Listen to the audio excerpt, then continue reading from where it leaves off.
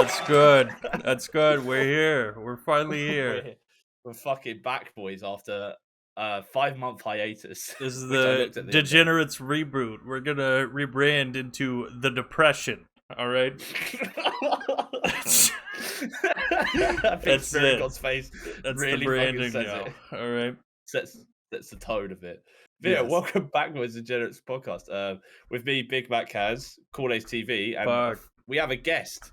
We have a guest, mate. We have a guest. Spirittxgod. Pow, present. What's up, boys? Nothing much, man. How are you doing, mate? I'm doing just fine. Playing with my cat, playing with music, and with my emotions. All about that jazz. Basically, every streamer and every person on the planet. Yeah. Pretty relatable, I'm not gonna lie. Yeah. If people don't know who you are, mate, like tell the people who you are, mate. What do you do? So, I am Spirittxgod, aka Spirit, aka the thing that your mom dreams about at night. I am basically a person that streams on Twitch, content creator, and basically, if I would have to have a one word that would represent me, it would be just like sexy. Okay, well. Cringe, sexy, how you want to put it, it's fine. But yeah, I just make content and dabble on like things like music and other stuff like that. Yeah. Do you know Kanye? Yes. Do you know Kanye? I just want to know if Kanye is like a woman or something. I really just need to know. You know? No, Kanye. You don't have any insider info on Kanye. Kanye West. Only thing I know that he's a reptilian. Oh my god, okay, he does have insider info. Thank God. I thought this whole podcast was gonna be a bust. You know, you've reignited my interest. Imagine if Kanye did that for like an album release, because you know the whole thing with like he tried to become president and all this stuff, right? Imagine like for a new album, he just rips off his face and was like, "You know the truth, Earthlings." Yeah, finally. I mean, I wouldn't be surprised, to be honest, dude. I'm gonna keep it real. Yeah, it's Kanye, man. What a guy, dude. He's a wild man. Put it that way. You gotta love him. Can't live with him. There was that video of like him and TMZ or whatever. It was like they showed up at his house or whatever the hell it was. Like they tried like filming him, and he just told them to piss off and tried like fighting one of them, wasn't it? This was like, dude, one of my favorite things with Kanye is the one where the TMZ reporter came up to his garage and he's like, "Hey, good morning, Kanye. Shut the fuck up." That's the funniest thing ever. Yeah. I know that one as well. I've seen that. Oh my god, man. But in reality, we need like people like him to like be on that type of a culture, like in rap games and stuff like that, because they like Kanye, even though he is kind of a little bit out there, he keeps it real and stuff like that. So yeah, I mean that's the people who like do the most, right? Is like the ones who are just really out there, you know. They're like they really push something. Like I don't even listen to Kanye that much. I mean, this might be controversial to a lot of people, but I like some of his newer stuff, but it's mostly just because of the features. I don't really listen to Kanye that much. Didn't people have a massive problem with that? Like his album was just mainly features. I didn't really listen. I listened to a bit of it, but it's not my type of music. So yeah, it was mostly features, but I like a lot of the people who were featured on Donda. And and there was a lot of like lash like at Kanye as well, like him kind of like stealing other people's music in his album, like basically like stealing tracks. Was just sampling it, basically. Yeah, sampling everything out of every like other tracks and basically putting his like lyrics into it, and then boom, that's done. Is that a bad thing to do necessarily, though? Unless he had permission. Not in a sense, because like when you make music, of course, like in every sort of way, you will have to have a vibe in some way. And nowadays, because the music industry has kind of grown into this big thing, nobody really gets any new ideas, as I would say. Yeah. People think like if people would like, oh, I want to make a metal music. Okay, let's go. And then I hear like a riff from like let's say like Slipknot. They will like hear something and they're like, oh, that's cool. I'll switch like couple of like this to like put this a G and then put A in here. Like, oh, okay, this is new, and they got a vibe from that, and that's basically one way to like kind of like sample something. Yeah. There was But that thing with Ed Sheeran as well recently. He like just had a court case that he just won against another artist because he tried. I think it was "Shape of You." He was getting sued for by another guy who made a song previous to that, saying that he used the same notes from it. Even though yeah, Ed Sheeran's argument was like, "Well, pop music's very hard because pop music you only have certain amount of like notes you can use to make a pop track." And then he actually ended up winning the case against the guy who was trying to sue him. yeah. But yeah, there's like I don't know whether like sampling is necessary. I don't know. It depends like how It's it's a used. I bad feel like thing if you don't have permission, because a lot of people like to sue. yeah, Like even with like Juice World, whenever he was on the come up, like I think it was Lucid Dreams that had like a weird sample from, I think the guy's name is Sting. yeah, Because Juice World didn't even know about it. I think like towards the time of his death is when that came out.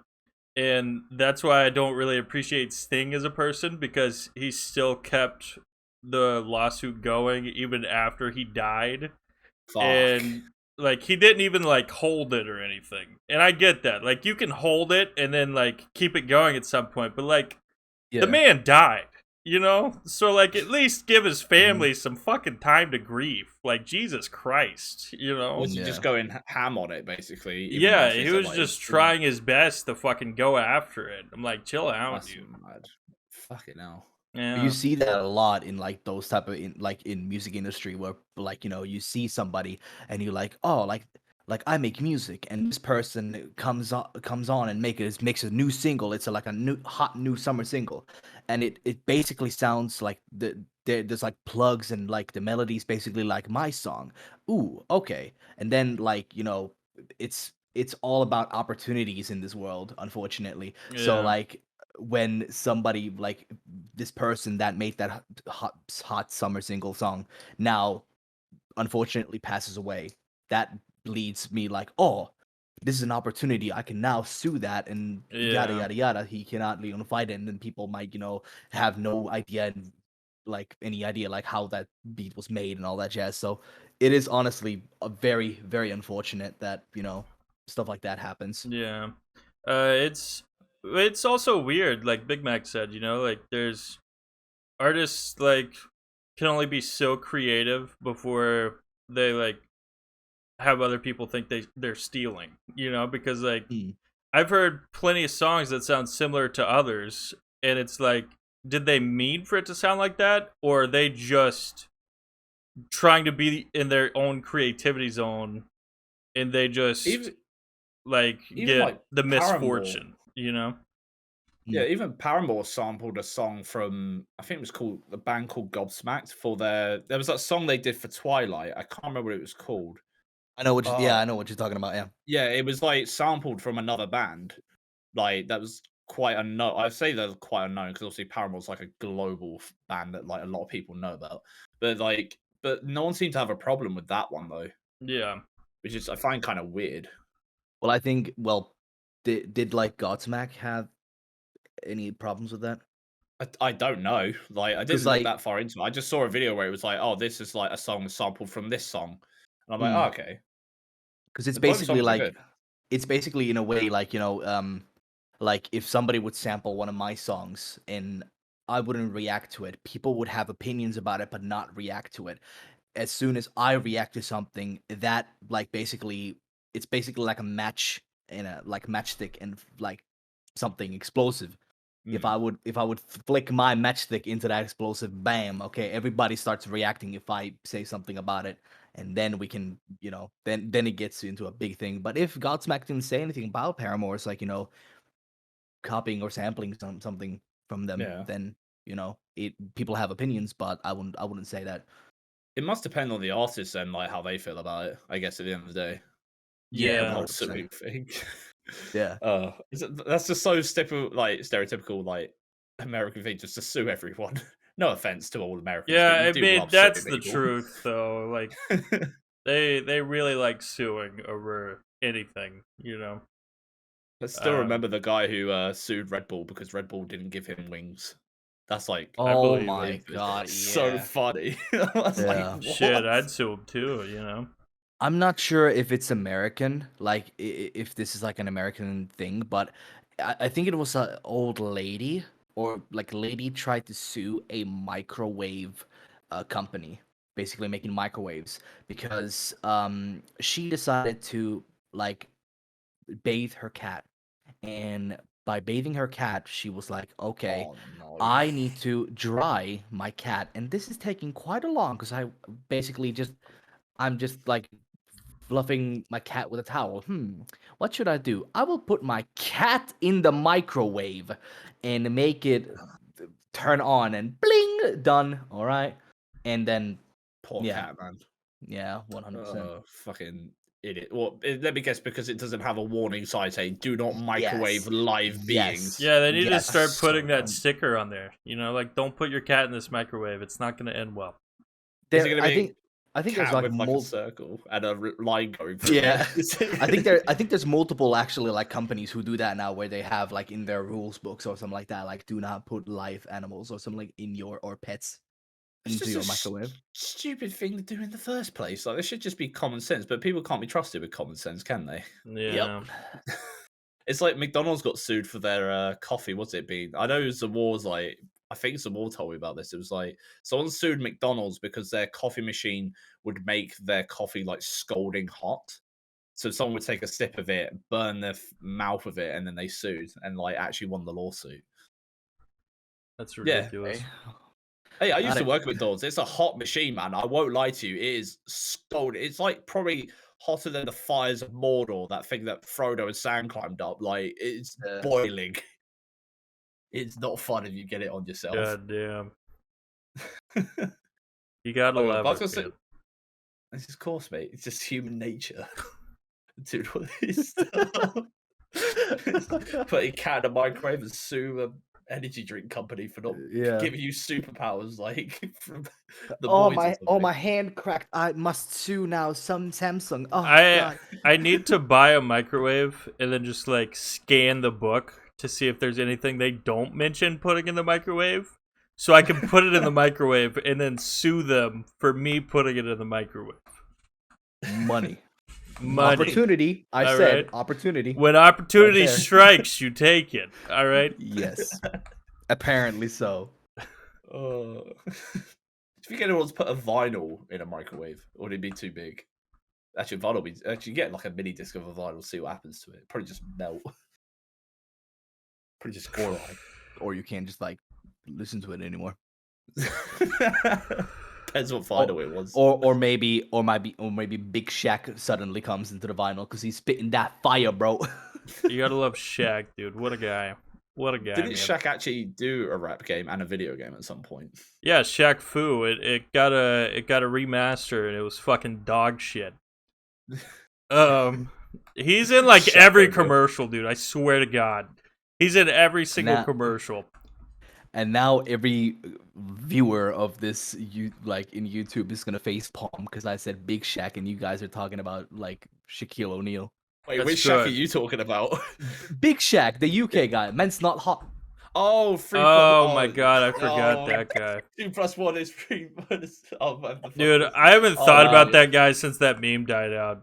Like, No, he still damn. does stuff. By the way, he actually apparently does like make other music for people and stuff. He's not like. Is it good? He's like.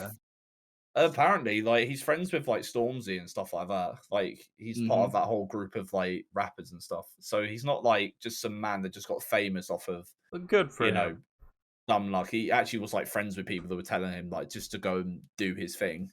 And he did though. Like he became a sensation. Like and he is like a very good like comedian and stuff like that as well. yeah, I've seen some of his stuff. He's quite funny. Yeah. That song was hilarious, though, how it blew up and like literally it was. Yeah. I remember when it blew up, and I went to a nightclub, and legit that song was playing. People were going ham on the dance floor, like no. chanting that stuff. It was Yeah. great. No, it was fantastic. You should have been there. It was amazing, mate. I remember like in my hometown when that video where he's like the tingle skra, like all that stuff. Yeah, exactly. I remember in my hometown the next day, like my friend like calls me. He's like, "Hey yo, like we're having this like meetup at this bar. Could you come?" I'm like, "For sure." Like, of course. I don't drink, but I can just like come and hang out. I came over and I could hear people like chanting that song, Yeah. like playing. Like I was like, I don't know how like meters, multiple meters away from that like bar, and I could hear people chanting that song, and I was like, all right, well, I hope he's performing there. Imagine Big Shaq is just in Finland, like in a bar. Yeah, like what a coincidence! Like, that'd be funny as fuck. Oh god, it's funny how music just sort of takes. It's like Gangnam Style with Psy when that first came out. Like it's pretty much like the Western's first introduction to like K-pop, essentially, and now like K-pop's like massive in the West now. It's like insane. Even Psy released a new song like a week ago, and it actually kind of slapped. I won't lie, because he had to go on. A lot of people, I think he had to go and do military service because he's from South Korea. So they have like that mandatory military thing there. yeah. And I think he had to go and do that, so that's why he didn't do anything for a few years. I could be wrong on that, but I'm pretty sure that was the reason why he up and dipped after Gangnam Style and Gentleman came out. It's insane though. I was gonna say, like, I listened to your music as well, Spirit Man. I actually like your music though. It's actually pretty good. We listened to it on stream, and like people actually rated it. I actually listened to Party when I'm at the gym. By the way, I don't know why. I actually like working out to it. Let me get the actual. You do actually? Yeah. No, like swear down. Actually, like it's good to work out to. Where is it? That sounds sick. I need to quote the actual like the right title. I'm pretty sure it's called Party. Party, yeah, that's one of the songs that I have. Yeah, Party featuring Saver Nelson, who is also a streamer. Yeah, Saver Nelson is my streamer friend, also my producer. He basically makes all the like beats and all that stuff. We dabble together on like topics and stuff and ideas on the beat, but he basically mostly does it and masters the stuff for me as well. So he's a really good packet, as I would say. Yeah. I was gonna say, so do you come up with like the lyrics and stuff, or is it like a bit of both, like on how it works and stuff? I make my own lyrics, 100%. Yeah. Do you do the beats as well, or is that just Nelson's part? Nelson does the beats. Like if we would have to go with percentage, like he does 90% of it, and I do 10% of like stuff on it. Yeah. How long would it actually take for you to make a song? Because I know like the songs are like roughly one of them's like 3 minutes off. Like, would you call it an EP or an album? The one that I have available right now on all music platforms, by the way, is an EP. So I have like just a couple of songs here and there. So with your question, one song, if I would like, for example, God, the song God that I've also released, very good, that one. Yeah, I released that as a single. That song was done, if I'm not super like out of, I don't remember correctly, but 2 weeks, as I would say, is the maximum of it. Yeah.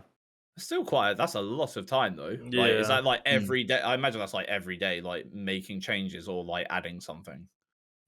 With the song itself, of course, it's not like every single day making changes or everything like that. But with God, I think when we made God, like as in like started like recording it and stuff like that, that was at the end of everything. But like 2 weeks, it was like, me planning the song and like thinking about the song, and then it sounds like a stupid question, but this is coming from someone that knows absolutely nothing about what goes into it. Like I have another friend who also makes music as well, and he'll be sitting there for hours just like me, because he makes beats and stuff, so he'd just be sitting there for hours just like on GarageBand or whatever platform he uses. I'm like, he spends so much time. I'm like, I literally spend the same amount of time editing a video. Like, fuck, man. Yeah, I would say like people who edit their videos on YouTube or whatever platform you use, and people who make music, I think they both like collide in a perfect manner together, but they're so different. But Yeah. like they are completely different things, but they go together as the word would be said.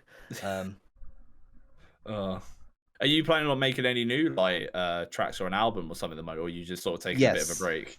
Yes, I actually very, very, very soon I am releasing an announcement for an album. I can say it already now because I it's don't your think... music, like Well, I mean, to be like, fair, this episode's probably gonna come out in like a month or something. You know, like it. So it would have been out then, hopefully by then. Yeah. But like I have an album. I have approximately 9 new songs in that album, and I can, well, I'm not really like 100% of like the title of it, but basically the whole idea of that album is to show the other side of the mind, the ill mind that I have, where I basically show like the positive vibes that I always want to bring, but at the same time showing how that is a curse and a blessing, in 2 different factors, where like it drove me out to the point of suicidal thoughts, and it drove me to the point of where I wanted to smile and make everybody else happy with my like attitude and all that jazz. Yeah. So it's a deep album then, basically. Is what you're saying. Yes. Yeah. Damn.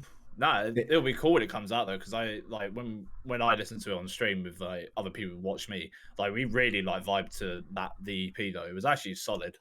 Like, because you get a lot of people on like Twitch and stuff where you're just like, oh, can you listen to my music? You listen to my music. It's just like, and it's just no offense to anyone. Like, I understand like it's a creative process and stuff, but it would just be like not that good. And it's like I've had a few people come by there and show me their songs. They're really good. There was another guy who showed me a song called Thrasher, and it was actually really good.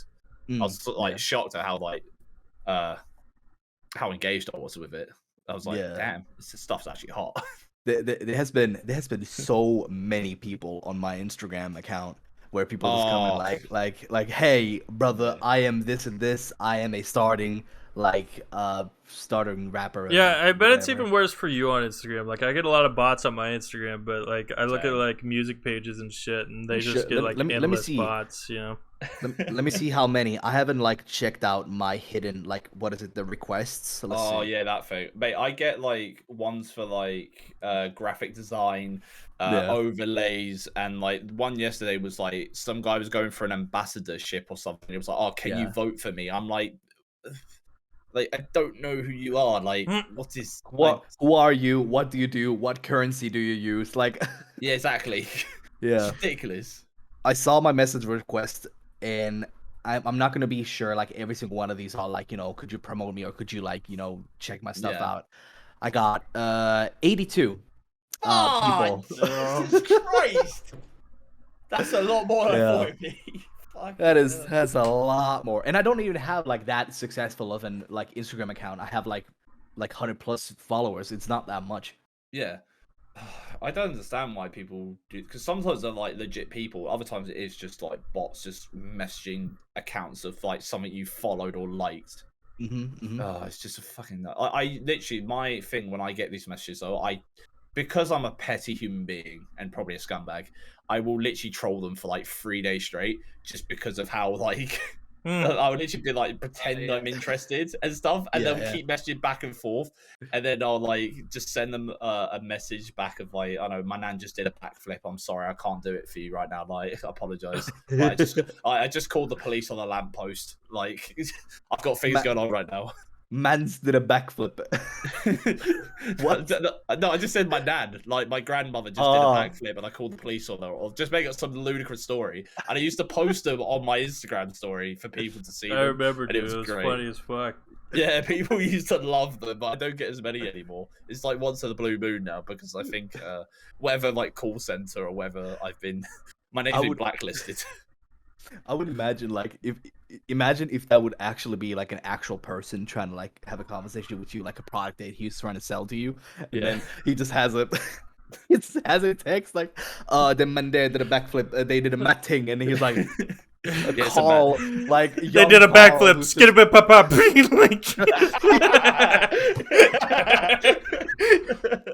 he's just trying to do his job. He's like, the fuck he on about? He's just like sipping on his coffee. He's like, dude, it's too fucking early for this shit, man. Yeah. I've probably talked myself out of a sponsorship, to be honest, at some point, no doubt. Yeah. But yeah, like I used to just post this all the time. It used to bring me great joy because I just get so fed up of it, of like every day of like these messages coming through my Instagram. Just like, I don't care. Like, I'm not trying to like hinder anyone else's like progress in life, but like, come on, this isn't the way to do it. Like, yeah, do you know what I mean? Yeah, messaging other people and stuff, ridiculous. It's a bit silly. So say, Coolage, what have you been up to, mate? I've started editing again. So yes, let's go. I'm working on a bully VOD right now. I have like fucking 4.5 hours worth of footage to go through. So I enjoyed that stream as well. I remember sitting there watching. I was lurking as well. It was highly entertaining. Yeah, it was great. You played that game. I had like a surprisingly high amount of viewers on my last stream when I was playing the Hunter Call of the Wild, and I don't know why, but I mean, if people like it, I guess I'll keep playing it. There was a point where I got trampled by a fucking bear, so that was pretty cool. Have you never played Hunter Call of the Wild, Spirit? I've tried it, and it's hard. I remember like we're talking about Hunter Call of the Wild. It's the one where you try to hunt like different animals. Yeah, right? but it's like a realistic simulator of it. Yeah, exactly. It's very so I difficult. remember my experience in 2 hours while I played that game and uninstalled immediately after that was that for 1.5 hours I was having like some sort of a whistle of an animal whistle. Oh, I no, was like like a duck caller in that. Yeah, I had like 1.5 hours. I was fucking calling a duck or whatever animal was there, and nothing showed up. And I was just sitting there, just like blowing up on that thing. Nothing happened, and I see like this like some sort of a shadow, like was swooping by. I was like, oh, that's an animal. Okay, everything, shut the fuck up. Let's go. Primal mode activate. Yeah. To my, in fairness, I should have seen it immediately, but I didn't, and I just realized that I was following my own shadow. And, oh no! And I was like, you know what?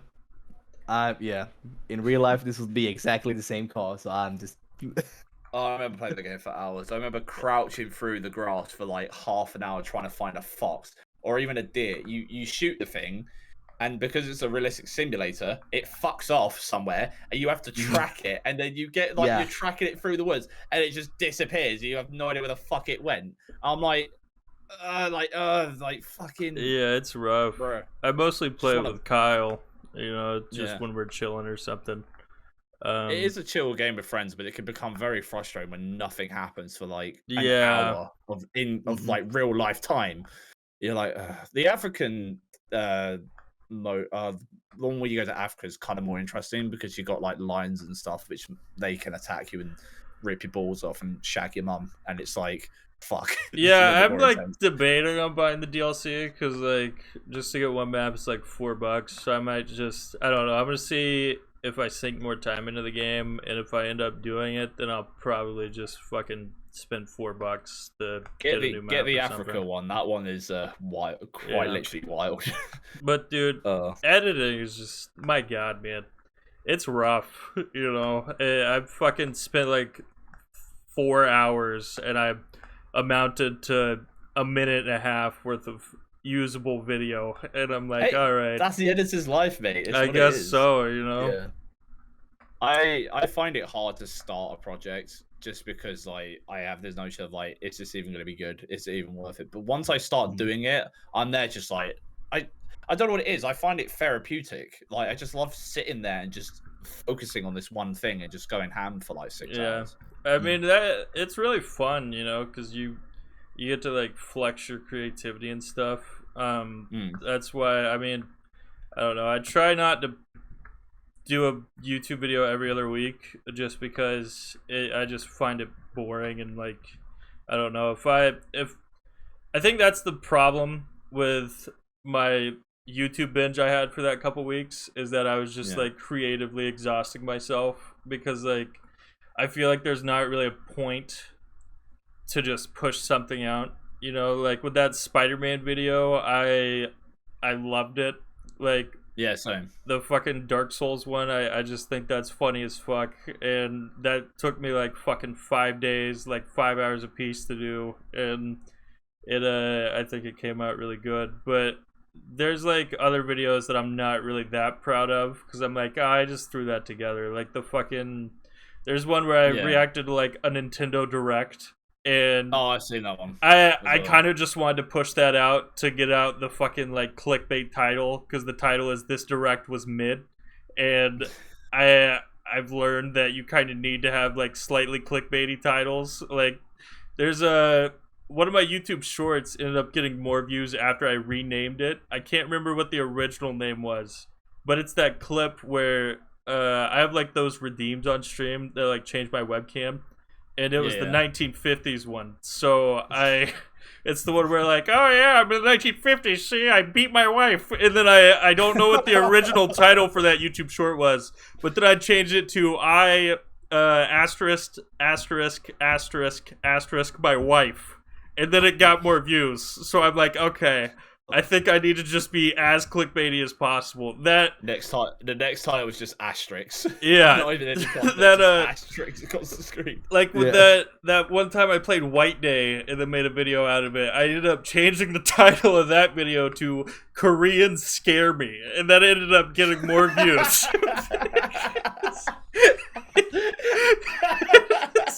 It is so funny. I just, oh my god, man. Yeah, Spirit, this is what we talk about, by the way. It's great, dude. I mean, you look very shocked and appalled. I'm sorry for. You're welcome. I gotta be honest with y'all. I've wow.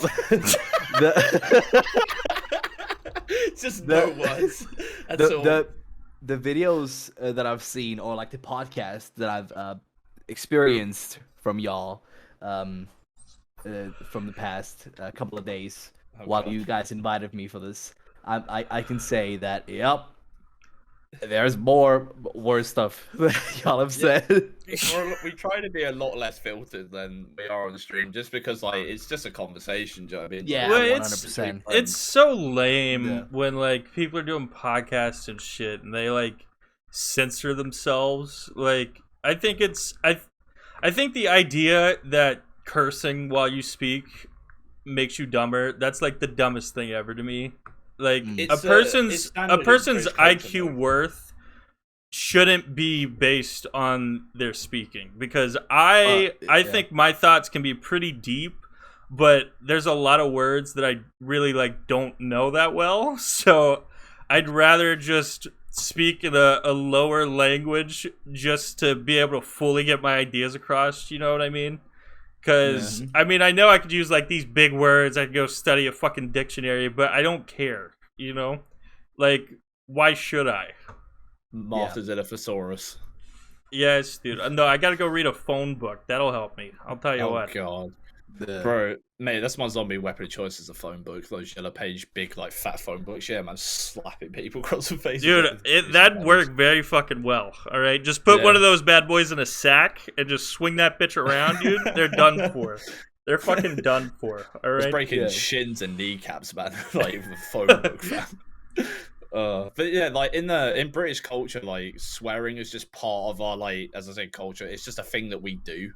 Like, it's not because like we're less intelligent. It's just like the way British people speak. Like that's why you probably hear me say the word "fuck" and stuff a lot of the time. It's just because how we speak. Yeah. I don't know how it is in Finland for you, Spirit, like with swearing and stuff. Because I looked at your language today, and fuck me, it's a mouthful. Let's put it that way. It was enjoyable though, but My God, is your language so different to the rest of the world?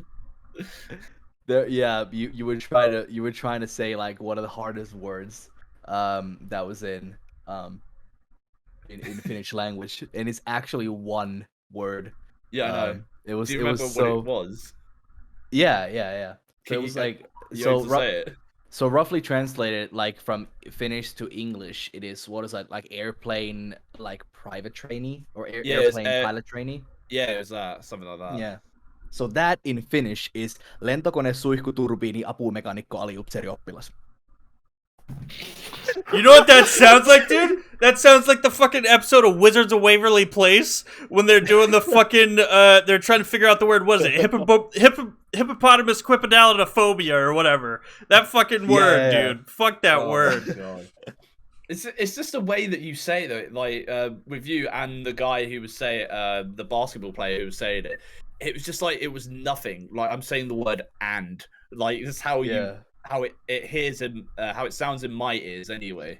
Yeah, it is basically like that because like let's say like some words are harder than others. Let's say like the what is the longest word in English? Hold on, supercalifragilisticexpialidocious. That word as well. Like that you said that really well. There we go. Yeah. Yeah.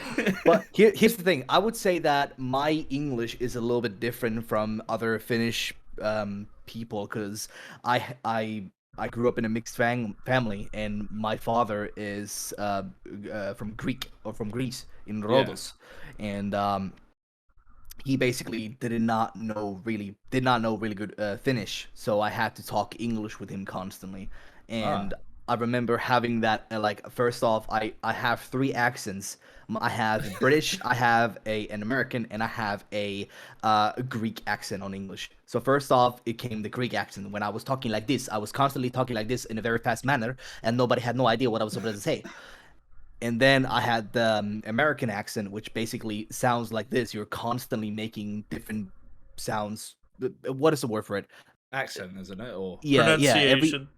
Pronunciations was like, coming really well, and you have to be with like, thoughtful with your answers and questions, of course, and everything you say. Then came the UK UK accent, which basically I'm so sorry. No, it's all right, because like I basically learned different words from the UK that are slangs, and I use them on my daily basis. No. Can I hear what ones? Do you know what they are? Remember them? Yeah, so like of course, like fam, in it, done, no, out here. Yes, man. Peng ting, like peng, bunda, all those stuff. Bunda's only been a thing for like a few years. I think that's like a new one that's come out. It is a new one, and I like it's so great, though. It is so funny to be a Finnish person and say that to a Finnish like Finnish person as well. Like with my friends or with people that I like see like that are new people, and I'm like where my friend at? Hey yo, bring your bunda here, and they're like looking at me when I'm saying it in Finnish and say bunda in there as well, and they're looking at me like, what is it? What's the bunda? Pardon? Yeah, exactly. If anyone doesn't know what bunda means, it basically means ass. If anyone doesn't know, like finding this out for the first time. Fairly well-rounded and shaped ass. Yes. Basically, there you go. That's the one. I was going to ask, like, where did you learn English? Because, like, do you remember Fishy Kool-Ace? He went to, it was like an English school or something. Was it he went to? And like, I don't know if you know who Fishy is. It's someone that we had on previously. He's from Slovenia. But he learned his English is like so impeccable, like it's so good, like the way he uses words and stuff, and it's like I don't know. It sounds kind of rude, but like from an English person hearing someone from Europe like speak English as well as he does, it's like, oh my god, like it's not like broken up or it's not like simplified. It's very complex the way he speaks. It's like really cool to see. Even though, like, English people don't know a second language because we're lazy. Well, yeah, but like, I wouldn't say you guys are lazy. There's like multiple like schools that of course, the schools don't like require for you guys to learn a second language. But it's a good thing that it's an option, and you like the school represents or presents that option to you, like, hey, would you like to? And then of course people are like, nah, fam, like what is thing here? It makes me laugh, like in English schools, so you have to learn a language, but it's like not so advanced. It's very simple. It's like saying, like with the Duolingo stuff I did earlier, it's basically just like I am, or I like, or can I go to the shop? And it's basically that's as far as it goes. And then for like your studies, like your exams, when you go to the end of high school, you can choose to do a language. This shit makes me laugh every time. Lots of my friends took a language like Spanish because they're like, oh, I'm going to go get a job in Spain. And then they do their entire exam, finish it, and they've never, ever used that. Ever. I know a couple words in Spanish. Oh, no. Tu es el baño. You know what that means? You is the bathroom. You basically just insulted me. I don't even know. You is the bathroom. You are a toilet.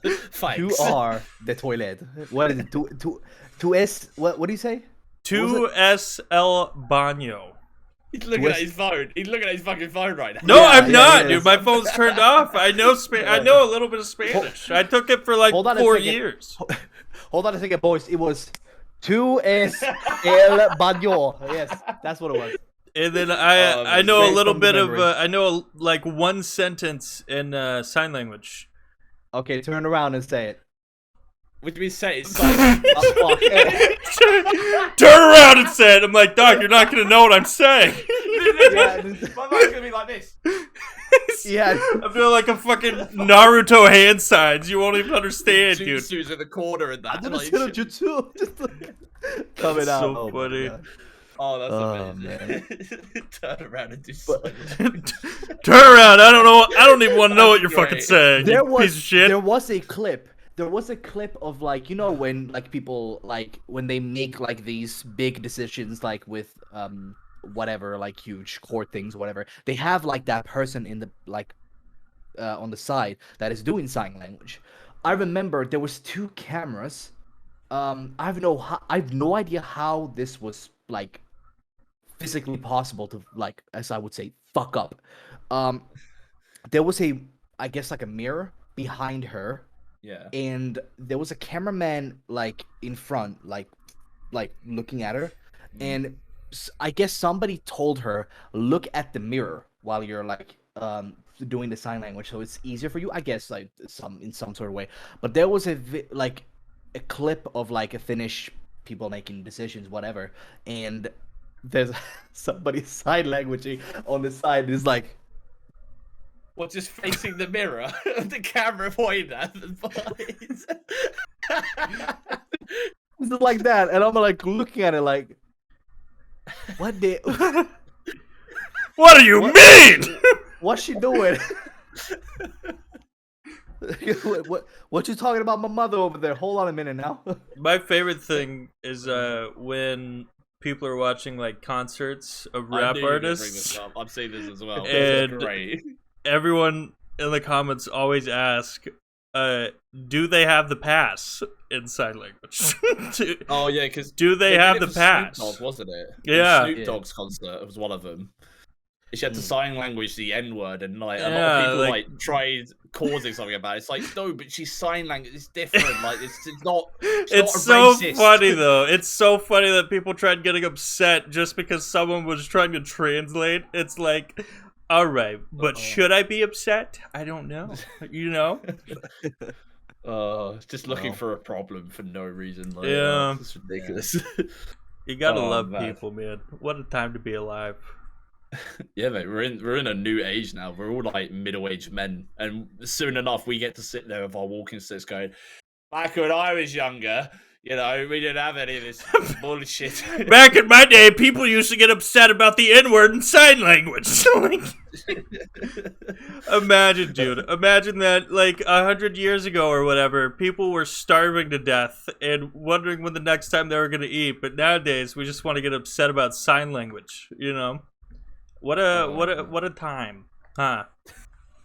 But like, let's say like this: like, if we would go and we would be like when we get older, and like when our grandmothers or grandpa said like back in my day we did this and whatever. It sounds so hardcore when they're saying it. Like they had to walk to school like up and downhill both ways at the same time. And like what is it for us? Back in our day, y'all are getting 5 million likes on the Instagram post. I only got 13 and it was happy enough. Like doesn't sound that good. It is like that though. It's like even a YouTube video, like if it doesn't hit like 1 million views, it's like irrelevant. It's like ridiculous. Yeah. I'm like, raw. But that's like with me as well. Like I started the YouTube game as well, backtracking a little bit to the editing part. Yeah. And that like whole like discussion. When I started, like I actually started now to like hardcore make YouTube videos and like constantly every month at least have one video like uploaded. Yeah. So I hired myself an amazing person, an editor, for my YouTube videos, to basically edit them out and get them ready, and then I would post it out. It's basically like when you said like you have hard problems at starting projects and making them something, but when you get like one, you like just sit there and you make that done like almost instantaneously. Yeah. I have the same issue, but it's kind of like flipped around. I start like 15 different projects and I'm thinking those simultaneously while I'm like, okay, I'm editing this video. Oh, that music like needed that plugin. All right, let me contact this one. Okay, let's go. Oh, but that video is supposed to be done like that way. Okay, let me call it. Like it's basically like that, and I'm like constantly making those, and I'm not making any progress at all. Yeah. That's why I've had to learn to pace myself, because I used to edit a couple of videos at the same time, and I realized that editing one video is hard enough for me, so editing two is just out of the picture. I remember that I don't know if I'd ever want to get an editor, you know. I mean, maybe someday, but there's like a very specific way I like my videos done, you know what I'm saying? And like I don't know, like I know that at some point I could find someone who'd have the same style, but like at least for right now, I've dabbled with having other people edit my videos, and it's just kind of like an average YouTube video.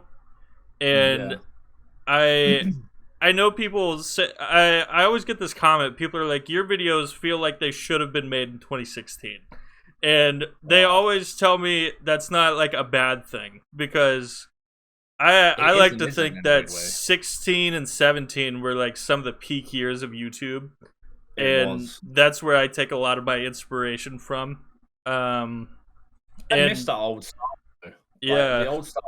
I feel like YouTube now is more focused on quality over like quantity. Like a lot of YouTubers now have a whole production team behind them making this shit. Yeah. And it's like back in the back in my day, it was all one person in his bedroom making this stuff, like, and learning how to do everything. But now a lot of the YouTubers just don't have the I miss that shit when it felt organic, you know? Like it feels, a lot of YouTube feels like kind of stale nowadays. I don't know, like as well. There's like a lot of YouTubers I watch that still feel original, you know? Like I don't know if you guys have ever heard of Degenerates, but I really like his videos. I think you've shown me. Yeah, I've heard of him, but I don't recall. Yeah, he does like essay list type videos where like he'll just focus on one thing, and I like those styles. I really like when skits are implemented during gaming. That's like one of my favorite things, because Cowchop used to do that a lot,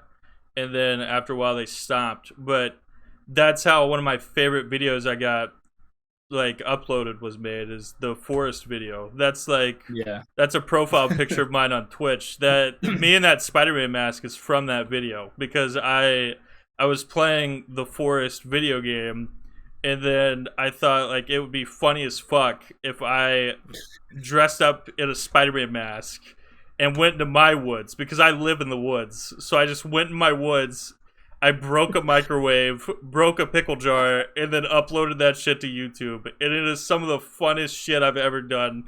Spirit, honestly, this video is like amazing. It's so good. Why do I not know this video? I know it should be infamous, like by now, but it's great. I love that fucking video, and I really want to make another one. But that video took me like a week and a half, 2 weeks just to like edit.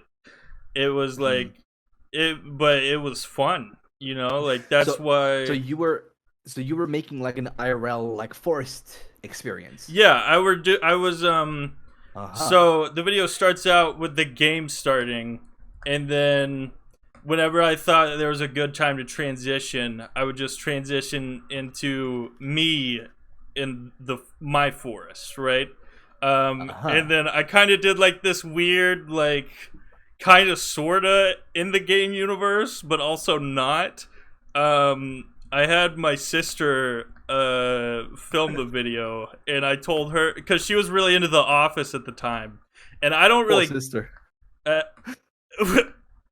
don't really care for The Office that much. I think it's okay. It's got some funny moments, but my favorite part about The Office is the filming, right? Yeah. So I told her, like, whenever I do some dumb shit, make sure to zoom in right on my face so that we can just really take in the dumbass moments. Like, there's a moment where I try to put a cup of ramen in a microwave out in the woods.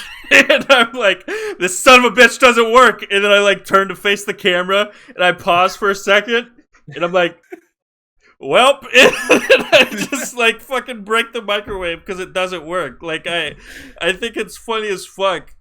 Because How did you break the microwave? Did you like throw it, or did you like hit it with something? No, I took so early on in the video, I act like I was. Have you played The Forest? I've played The Forest. Yeah, okay, I've never seen. I want to say that I've never seen a microwave in that game, but okay. Continue. Well, so in the beginning of the video, when I transitioned into the skit, I liked to act like I was in the plane crash. So I was I had my backpack on me, and I picked up this little hammer, and I'm like, who the fuck carries a hammer on an airplane? And I just put it in my backpack anyways, because it's fucking video game logic, you know? Like, you just fucking pick up whatever. And then later on, I use it to smash the microwave because I want to get the metal supplies to make, like, a fork or something. I can't remember what I said in the video, but I was like, maybe I should scrap this for parts. So then I just fucking go down on a fucking microwave, dude. I just smashed that shit to pieces, and it was funny as fuck. I'm laughing so hard because of how, like, ridiculous the whole thing is, but it's so funny to me. I don't know why. It just makes me laugh. It was such a fun time, dude. I want to try to make a sequel to that video at some point. I might try to once the Sons of the Forest comes out. I think that'd be cool. Yeah, that's still coming out. So did it get delayed to like next year or something? Did it? I have no clue. I think so. I know the days before got delayed, and I was really upset about that. That really upset me. But yeah, I mean, it's just shit like that I love. You know, where you can really feel like because my YouTube videos aren't the highest quality, and I know that, you know, and I like to think that I embrace it, because there's just, even in like the Dark Souls video, I like to take these little memes that people wouldn't normally know about. Like whenever I was drinking the Estus flask, I had a mod on that made it look like Mountain Dew. So there's my favorite meme ever that not that many people know about. I'm so happy I was able to fit it into a video. There's this hillbilly at a chili eating place, and he's like, I ate some spicy chili, had to drink a 2-liter Mountain Dew, and I was finally able to put that in a video, you know? And I was so happy I was able to do it. Oh, man. Lord. There's an insight to COOLACETV's life there, boys. Yeah. Dude, it's great. I honestly, I think my favorite like thing that I've seen of your work has to be your raid message. Yes. Oh, dude, that's one of the best things I've ever made, man. That's so funny. There's a part in that where like you're just like, I remember you just like are shook, and then you say like, "Oh, I see you rated me off." Yeah, I'm like fucking stroking my beard or whatever. Yeah. Like, woo! Like, yeah, exactly. And when you say that fuck like and you put like the power on that K, I always start laughing. This is like, oh fuck. Well, yeah, like it's not like the highest quality shit, but I think that's the fun part, you know? It's because it's not the highest quality, but at least you can tell I put heart into that video, right? Yeah, 100%. Especially the part where you said the right to bear. I like the part right to bear. Dude, that was one of the funniest dumbass things I ever said while playing RE8. I don't even know how I got onto the topic, but I'm like, it's my right to bear bears, and I was like fucking talking to myself because I like to do that sometimes. I like to like make conversations between two people, so I'm like, it's my right to bear bears. What? And then it just fucking cuts off. I like your starting soon screen though. It's like you in a movie theater, but it's like different. Dude, I want to make like more of that. I love that. My starting soon screen, for anyone who doesn't know, it's I took this green screen and then I like turned around and I took a picture of a movie theater with like a starting soon screen, and there's just like a bunch of little me's sitting in the fucking movie theater just like waiting for it to start. Yeah. Oh, that's great. Man. It is so good. I actually took I have a confession to make. Oh no. Opportunities and sampling. I saw that, and I remember when I did my first Escape from Tarkov 24-hour stream, or one of the more higher production. Like I put actually effort into that. I remember, like I was like, okay, the date is coming soon, and I have to like start it. It was like a week or like half a week for me to like start it. So I was like, I need to make something that like puts it out there a little bit. So I was like, you know what? I'll make an intermission screen while I'm loading into different games on that game. So I had this like intermission screens where I was like, it was like picture of a different map in that game, and it was like cycling through different maps, and it was like a little bit of a cinematic, as I would say. And I got myself my green screen, my foldable green screen, and a green screen flooring, and I made sure that like it was like really nicely covered and all that stuff. And I remembered your stuff where you were like going around and you were like clapping and like checking out in the cinema. So I was like, I'll make one of those where I'm like, because I have like different stuff from like Tarkov, like I have the killer helmet and the killer's armor and everything like that. So I was like thinking like, what should I do? And I was like, I made it so that like I would go into these places, look around a little bit, like where the hell am I? This is not the place where I should go, and then like turn back. Yeah. And I had one, it was a perfect idea, where I was like in one of the maps called Shoreline. Yeah. Yeah. And Shoreline. There is a medical like post office building there. And I had a perfect idea. I was as you can see, my cat's sleeping right now over there. I got little cat treats and I put them into the green screen flooring, and I like let Maury eat them. My cat Maury like eat them. He was sitting there, and I just like go into the green screen, look at him, look around a little bit like this, look at him, pick him up, and then go back. It was so perfect, and it looked so nice because it actually looked like I was in there, and I was like, wow, like I've peaked performance right now. No, see, like that makes me happy. Yeah. You know, I love that I like inspired someone. You know, like there's like I did shout out to you as well on that stream while I was doing it, because I was like, shout out to COOLACE for giving me this idea. Well, see, that's like my favorite thing. You know, if there's like two things that I really wanted to send out as a message, that's why like I've been trying to make content. Turn October, it'll be like 10 years that I've been trying to make content. It's like on and off. It's not like I haven't just been dedicating to it. I wish I did. But I've always wanted to like just make people happy, you know, especially with I haven't really gone that deep into it on the podcast, but like my time in Michigan was some of the like worst of my life, and that really made me, I don't know, I want to say, even though Michigan really fucked me up, I'd say it inspired me to just try harder, you know, because I really just want to make people laugh, even if like like in my Raid trailer, you know, like there that stupid ass opening, like the fact that it makes you chuckle just makes me happy because I want to make people laugh. That's like that gives me so much joy is like because I know how dark life can be. Like all of us know, you know, life can be really fucking. It can be rough, you know. So even if I can make someone laugh during a shitty day for like even like 5 seconds, that means a lot to me, you know.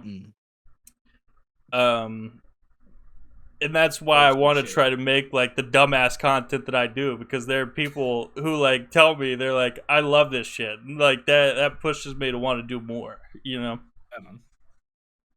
100%, yeah.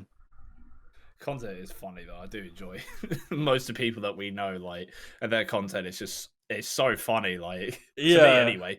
But like, you know what I mean, it's so good to see like that stuff. No, like that's why I really do hope like this group of people I know just start getting more like notoriety and like engagement because like even with like Joker, I think his videos are like funny as fuck. That's like some of the highest quality shit that I've like just fucking wheezed at, you know. So this was the first time today and yesterday when I was watching Joker's videos, and I could not believe my eyes when I saw those. I was like, this is not happening. He did not make these videos. Yeah, he does. No, it's crazy. I had to help him record for the latest one as well. I had to help him with it. Yeah, but gosh diddly darn, he did him. I was like, good. He's wild, dude. Yeah. Joker, and me are like we're on different sides of the spectrum, right? Like he's the high quality funny shit, and then I'm like right here. You know, I'm trying my best. You know. Yeah, Joker puts a lot of effort into his videos. He does, man. I think we spent about half an hour trying to get that one. We did 2 of the execution things where he throws the person, and one of them we were trying to like record. I said to him like on the Godzilla map, or is the new one, I said try and throw me through like the X of the bridge, like through one of the holes. We couldn't get it sadly, but and then the other one where when it transitions from the store-bought thing into the game on Dome where he throws me, that was like several attempts of trying to. I think he used my footage of getting like the furthest throw of me. But it was like so cool. I love helping people record stuff. Like I always like if anyone actually needs to help with record stuff, like just hit me up because I love helping people. That it's great to see like when it turns out to the final product. But he showed me his timeline of like how he got that Yakuza thing with the COD points and that, and like, I was just like, Jesus, like. He knows so much about editing. I thought I knew a fair amount, but he knows like so much. It's ridiculous. Knowledge. Yeah, and that's I guess that like was one of the things that led me to like get myself an editor, because like I know a fair amount of like, you know, editing myself, but not to the point where I actually can make some content that I think would like represent me. I have some like videos, like my earliest videos are completely edited by me, and like the newest like 4 or 5 videos that I have, all of them are basically edited by my editor. But we're basically going through this like pattern of like, you know, what can we improve to make first of all me accept and be happy with the content that we are gonna put in my name, and the second thing is what does the people want for the future, and what do people care about to see. And I think like right now fairly we have gotten amazing progress with all the videos that we've done. Most of them are Escape from Tarkov because I am addicted. I know, I've seen you play. I can't believe you play that game for like 24 hours on stream. I was like, Escape from Tarkov for me, I'd get like so frustrated because that game's not a game you can just sit down and play for an hour. You have to be on it like for 6 hours to make any sort of progress with it. Yeah, I think, well, like I know that you know about what the first Escape from Tarkov 24-hour stream.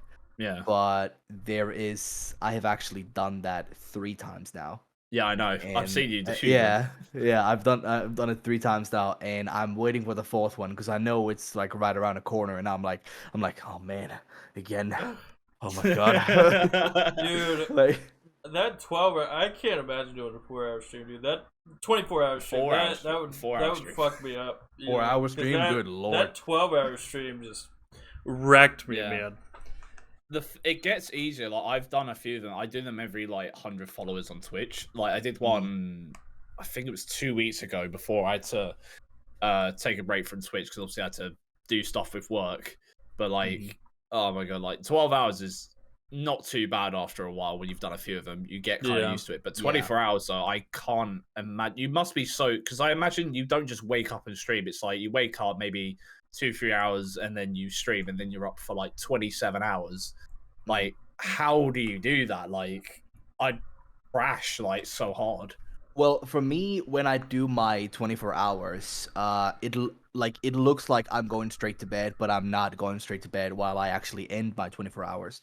I'm actually awake every single time for 48 hours to make sure that my sleeping schedule doesn't go back and forth like this. Yeah. So like my whole pattern, how it goes is that when I start the stream, so let's say like at 8 a.m., I will go fine with it. The worst part is when the night starts. So at like 1 and 2 a.m. on the next day. That is like the hardest part. That's when like the constant yawning comes in, your legs, your like tailbone like starts to like hurt. Oh, I hate that. You have to do that sit up for you do this. You're like, dude, that shit's so rough. Where you just like get up out of a chair and you're like, oh, son of a bitch. Like, I'm glad I'm not the only one that has this. I thought it was just me. I thought I just had bad like posture or something. Yeah. Yeah. But then like at like when it goes back into like the next day, let's say like 12 a.m., then you will see like you suddenly have a burst of energy again. Because I think your body goes into some sort of like a safety panic mode because you're not getting enough sleep and you're like going like what you're doing, and you have to like, you know, get yourself out of this specific thing to like get to sleep and whatever. Whenever I stop the stream, I'm like, okay, I'm going to bed. See you guys later. But no, I'm not. Why, bro? I'd go to bed like straight off. Like I can't, because like if I go to bed, then my sleeping schedule just flips upside down, and I don't have the. I don't want that to happen. So what I do is that I keep my whole day busy as long as I can for the time when I go to bed. So let's say like I start at 8 a.m. and next day I end at 8 a.m. Okay. Yeah. That means, 10 a.m. I will do some food, and I will eat the food, and then like 12 a.m. I guess it's called, or p.m. I'm not sure. I will go, midday. I will go for a walk. I'll go outside, take a stroll like for an hour. 2 p.m. I'll go maybe meet my friends, go for a coffee or something like that. I'll constantly think of something to do, and then at the night when it's like 9 or 10 p.m., I will go home and I will get my nightly stuff done, and I will go to bed. And brother, when you sit on that bed like that, it's gone. Snap like that, like Thanos comes in, you should have aimed the head. Bop. It's the same thing when I've stayed up for like 24 hours. Like the longest I ever stayed up for was probably about 31 hours, and I got into bed, and this is like a few years ago. I literally went to work the night before because I had a really bad sleeping schedule. So I woke up, went to work straight away, and then I had a morning shift the next day. So instead of me trying to sleep and knowing I'm not going to sleep, I then went to work. I then finished work, went home, and then I couldn't sleep. And then I was like panicking. I was like, am I just going to be awake permanently now? Like, should I call someone? Like, but yeah, when like 24 hours, there's that sweet hour where like your head hits the pillow and that is it. You're just done. Like you don't even realize you fall asleep, but you just go and that's it. And then you wake up like, fuck it. Like you wake up like Jesus. Yeah. Oh, but yeah, 24. I do plan to do a 24-hour stream. I said I would do a 24-hour stream if I hit partner on Twitch, because I don't know whether I could just do a regular 24-hour stream. I just feel like I'd crash like so hard. Like no amount of energy drinks would like prevent that. Yeah. You know what? You know what? will keep my promise if you want it. If you ever hit partner and you're gonna do a 24-hour stream, I will personally fly over if you want to, and I will keep you company for that whole time. If you sit in the chair there, like with a stick, just like in the background, just like, wake up, dumbass, wake up. Boy, be funny, boy. Come on now. You buy like one of those fucking marshmallow roasters with like the 2 prongs, and you're just like, wake the fuck up, wake up. Yeah. You got 21 hours left. Come on now. Just be funny. I'll just keep you hidden for the entire stream. You'll just appear like out of nowhere, and just start poking me. And people are like, "Is that Spirittxgod? The fuck? Yeah. What the fuck he's doing at your house?" Oh god. Honestly, I would just torture you. I would take a nap in your couch. It's like, oh, sleeping feels so good. Just fucking asshole the entire time to me. That Crash Bandicoot in your like cabinet is gonna fly at my face when It's got scissors. It's got scissors on it. It's a controller holder, but it just holds my scissors.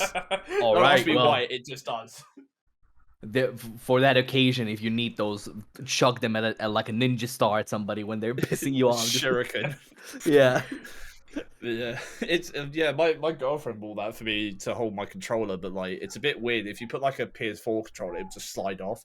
So eventually I was just like, oh, whatever. And then one day when I moved into this apartment, I just put my scissors on there while I was unpacking everything, and it's just stayed there. And now it just holds my scissors.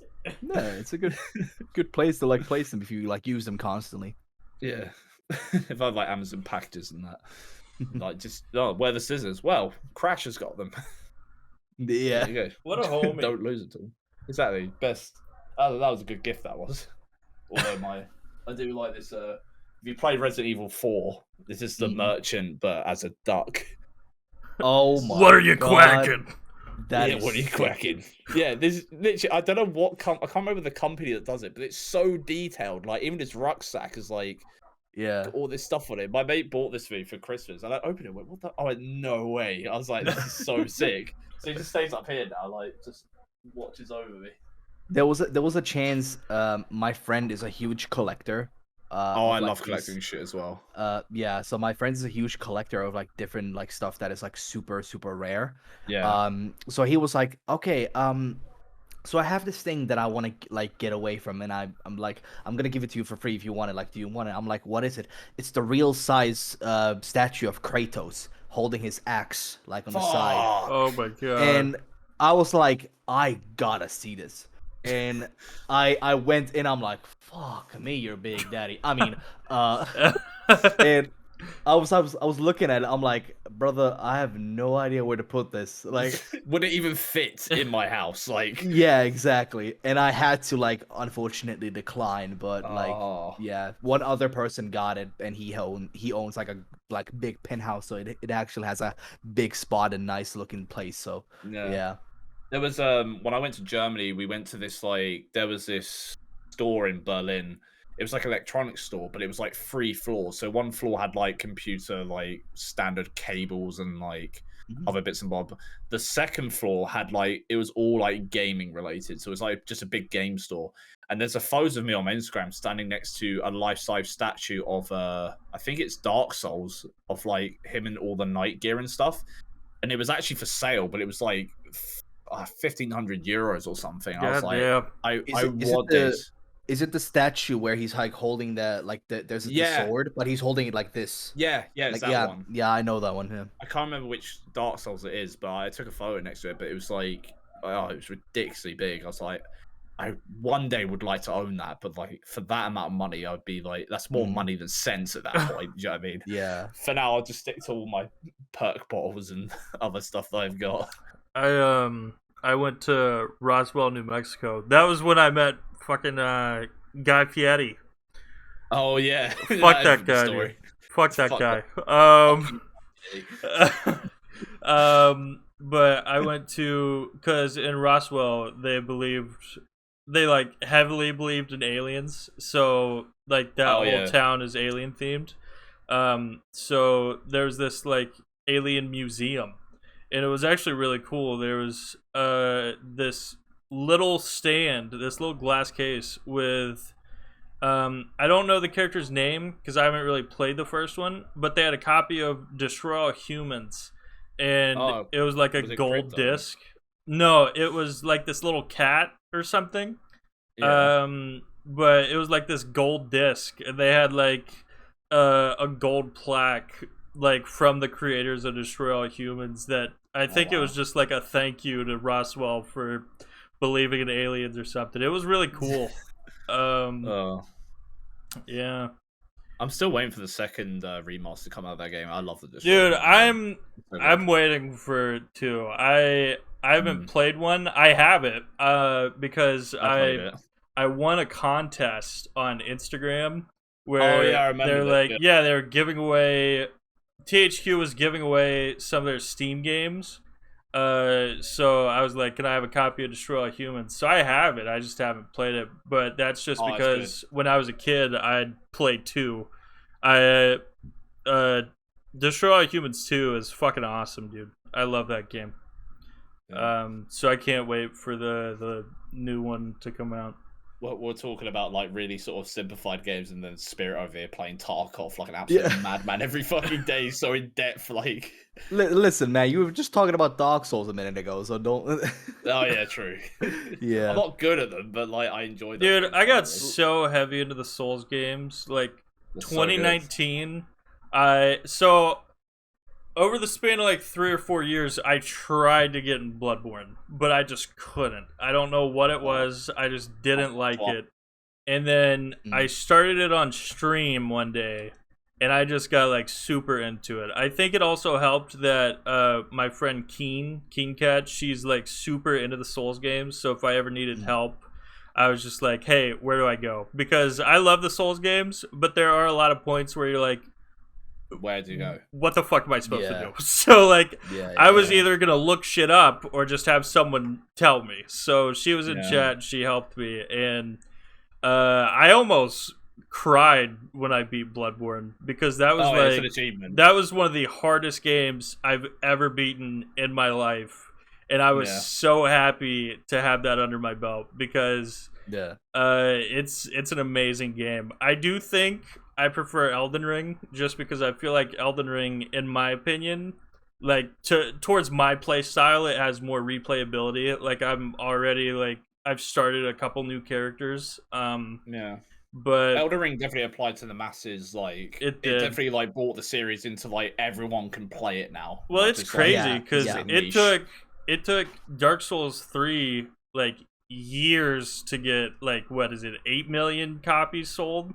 And then Elden Ring got like 12 million sold in the span of 2 weeks. So like, it's ridiculous. I'm so that made me so fucking happy, man. They even like surpassed like like very known games like was it like Call of Duty? They like surpassed sales from those as well. It made me so happy. I can hereby say that I don't like Dark Souls games, but Blood Hunt, what was it? What was it called? Bloodborne. Good Lord. Yeah. Here we go. You see why I don't like him. Bloodborne. I remember. I was playing it first time like with my cousin. My cousin owns that game. He was like a hardcore fan of like Souls games. Yeah. And I remember playing that the first time. I think it's called the Celtic Beast. That's like the first like. Oh, Cleric Beast. Cleric Beast, yeah, first side optional boss you can do. Yeah, I remember like there was something about that because I've never liked like Dark Souls 1, 2, or even the third ones, like the knight style, like like you're a knight and you go around this. But something clicked with that game, and I remember like when I heard the first like Cleric's Beast sound, when he was screaming, there was something in my brain that said this is horrifying, but somewhat like amazing, good and amazing. And I remember getting my own copy of that game, and like trying to play it through, and I loved it a lot. I never played it completely fully. I just played it, and then unfortunately I had to stop it for some reasons and never picked it up after that. But there was just something about that game that was really, really good. And I actually even saw like the DLC stuff. I don't remember what DLC it was, but there was one like where you like there's the monster that's like climbing on the wall and it's like catches you and then like a cutscene starts. Yeah. And, oh no, that's the Amidala. That's how you get into the DLC. You have to run to a certain point. It picks you up and then puts you in the DLC. Yeah, I like the DLC for that. But Bloodborne for me, like at the time, I was going through a lot of crap at the time, and my mate was like, "Oh, you should really play this. I love this game." I was like, "I'm not really into those sort of hard sort of games." He bought me a copy without my knowledge, but he just went, "Here, you're gonna play it. You're gonna love it." And I was like, "All right." So I started playing it, and like it just took my mind off like so much stuff. Considering it was such a hard game, it shouldn't like distress you. But for me, it just gave me like focus on something else. I was going ham on that game every day. And I loved it so much. Well, yeah, I never got the appeal either. I was like, why the fuck would you play a hard game just to play it? But then like I played through it, and then there's that first time you beat the guy who turns into a wolf. I can't remember his name. Oh, Father Gascoigne. Yeah, I beat Gascoigne, and then I was like, okay, I get it now. This feels really good. That's why I play Escape from Tarkov. Like I remember every single time when I play it, I'm like, I'm getting beat continuously over and over and over again. And then there's that one time where I wiped the whole server and I can sit there and look at what I did. And I'm like, I'm the one who's still standing, and this is me. I'm like, it feels so fucking good, you know? Yeah, well, that's why I know a lot of people think it's cringe, but that's why I'm into Fortnite. You know, it's like it feels really good when you get a win finally. Especially like there are times where I get like fucking 20 plus kills, and it's like, holy shit, this is great. You know, but I mean, I love it when we play. It's great though. We get so tactical with it. Whenever I was playing with Big Mac was one of my best times ever. Okay, and he knows what I'm talking about. That time I hid in a bush, and then someone in your chat, someone in his chat said, "Dude, why are you hiding in a fucking bush?" And I'm like, "Dude, it's a strategy." And then I killed like fucking 6 or 7 people in like the span of a minute just from hiding in a fucking bush. I killed like a full ass squad, and I'm like, so funny. Dude, it was so good. Imagine that at that time when you did that, it was a tactic that people were saying like, "Oh, this is garbage, you're cringe, blah blah blah." Now that no build is like alive and people playing that is an actual tactic. Yeah, people sit there. In a bush. Yeah, and people are saying, "Oh, hide in the bush, go into that corner." Oh, like I was just like, come on now, like. I'm glad to build out of it. It's especially fun when like you get a really good kill, because I think in that game I had like just fucking gray, a bunch of gray weapons and then a green, and I killed someone and got like legendary guns, and I'm like, okay, this is gonna end really bad for someone else. The thing is, I like with Tarkov though, it's so satisfying to kill another actual player, but it's so difficult, man. Like, there's a reason I stopped playing, was just because like it's too. I like the game for what it is. It's just, for me, it's too in depth for me to really like carry on playing. And the fact you get killed over and over and over again, like getting one item that you need to trade or build up your hideout, it's like it just gets really annoying. Like, but if you become good at it, then if you become good at it, then it must be a thrill. But for someone like me who just gets tapped every single game, it's like, ugh. And there's like there is a thing that people are, you know, I think it's with all games, I would say, but there is a cycle that, you know, you will see when a wipe happens. Basically, wipe means that every single player's progress is going to be completely from zero, and all the stuff is going to be, you know, like completely basically wiped out of your character. I like the idea of it though. Yeah, so when wipe happens, the player base goes way skyrocketing, and people are like playing for 3 months, and then you will see the drop.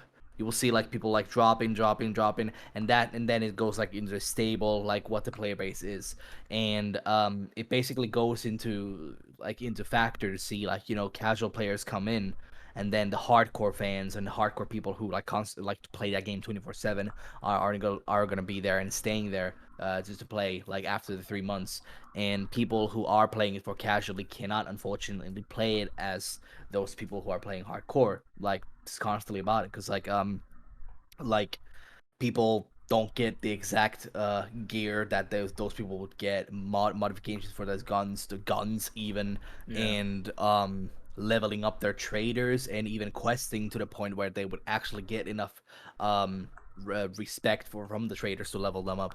And it's a hassle, and there's constant I say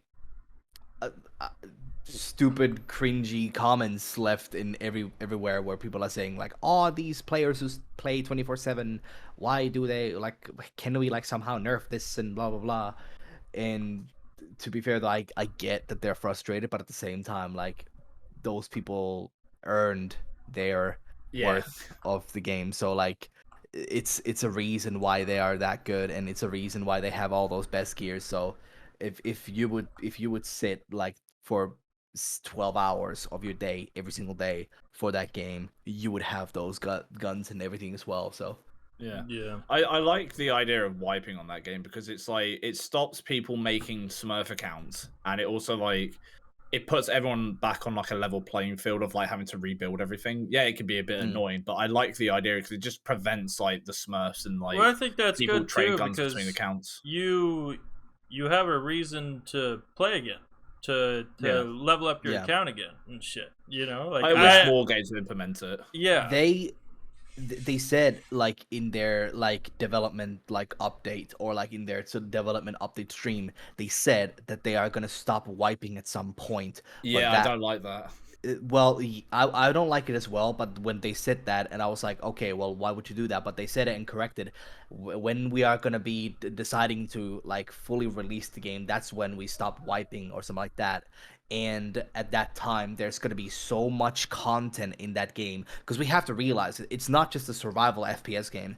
It is an RPG role playing, massive multiplayer, like first person shooter survival game, which basically tells us there's multiple things, like there's traders, there's interactions, there's quests, there's everything that you can do, and leveling up your characters and all that jazz. There's multiple things that you have to like put into that point. So there's gonna be so much content. They are comfortable to say like they're gonna stop wiping, to make sure that there's enough content in that game where, like, you know, people are not gonna be done with that in a year or two. And the game's got loads of content in it as well already. Like, the amount of like in depth it is, like, it's ridiculous. There's one quest I had a flipping issue with, and that was the one that, you might know what I'm on about, the one in the woods where you have to go to Jaeger's tent, whoever it is, and people just camp that all the time, and it pisses me off. I tried that for like 3 days straight trying to get that quest done, and everybody would just when wipe happens, the first 2 weeks, people are gonna sit there. Oh yeah, it's ridiculous. And they wait. They wait for you, brother. So, you know what this quest is? Essentially, to unlock, is it one of the traders? I think it is, which is a really good trader. Yeah. You have to go to a tent on this map, and this tent's in a specific location. You have to pick. I think you have to pick up something and extract with it. People will just sit around this tent, like in a bush, and it's on a map called Woods, which you can already know what that entails. No. It's just people waiting and killing you for it. I'm glad that they added the voice chat in, but like, that quest sucks. They need to change it. I don't know if they have. I haven't played in like months. They haven't changed it. It's bullshit as it is. Yeah. They need to change it. The worst part is that there is now, like, when they did the expansion for Woods and they made it a little bit bigger, like in that area. Yeah. They have a rock that is called the Sniper Rock, where it's basically like the top of the biggest mountain or like rock hill area.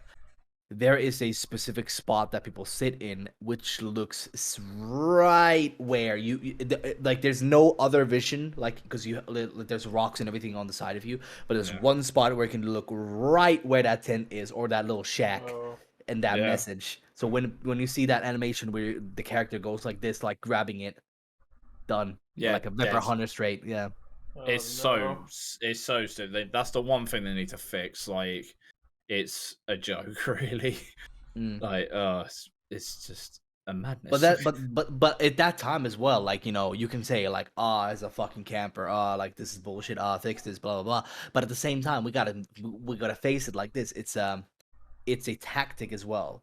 Just like a Kool-Aid sat in that bush for a while, people were telling him like, why are you sitting in that fucking bush? You know, it's a tactic as well, and people are doing it unfortunately because like it's a game and itself, and it's like in in the Tarkov community and like in the Tarkov lore as well, people know and people like acknowledge what is happening, and there are gonna be some people who are, you know, sitting there patiently doing assholes.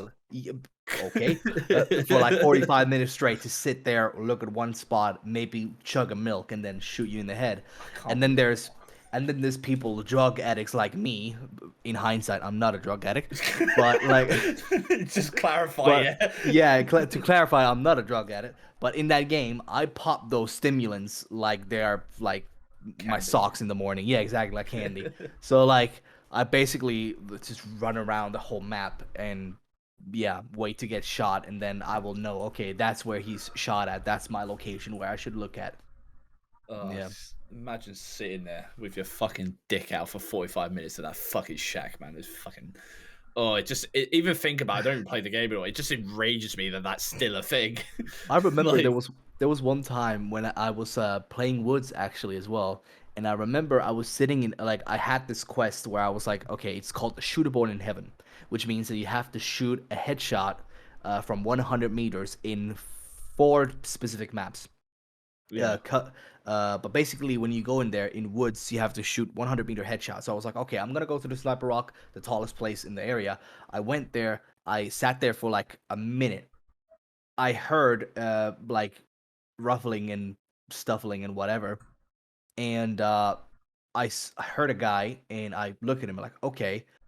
I shot him. I started looting him. This man had nothing, like no armors, no helmets, no nothing. He had a backpack and a bolt action rifle, like fully kitted and modded out for, like, I guess the same quest or whatever.